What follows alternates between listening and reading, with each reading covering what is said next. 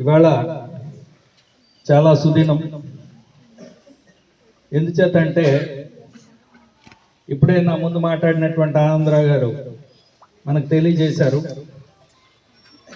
ఇవాళ ఈ స్కూల్లో మనం చదువుకుంటున్నామంటే, ప్రశాంతంగా ఆడుకుంటున్నామంటే, రోజు 3 పూట్ల తినగలుగుతున్నామంటే దానికి కారణం భారతదేశానికి స్వాతంత్రం రావటం. ఒకవేళ స్వాతంత్రం రాకపోయినట్టయితే ఈ రోజు కూడా మనం విద్యావంతులం కాకపోయి ఉండేవాళ్ళం. స్వాతంత్రం రావటం కోసం ఆనాడు అనేక మంది వివిధ మార్గాలలో ఈ యొక్క స్వాతంత్రం కోసం పోరాటం చేయటం జరిగింది.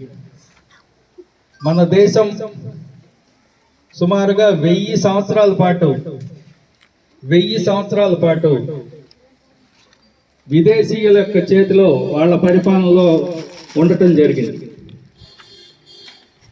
దాంట్లో ఒక 200 సంవత్సరాలు డచ్ వారు, ఫ్రెంచ్ వారు, ఆంగ్లేయులు వాళ్ళు కూడా పరిపాలన చేశారు.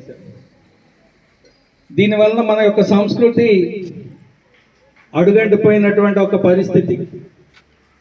ఆ పరిస్థితుల్లో అనేక మంది జాతీయవాదులు ఆనాడు దేశం మళ్ళీ ఏకతాటిపైకి రావాలి అని చెప్పి అనేక ఉద్యమాలు చేయటం జరిగింది.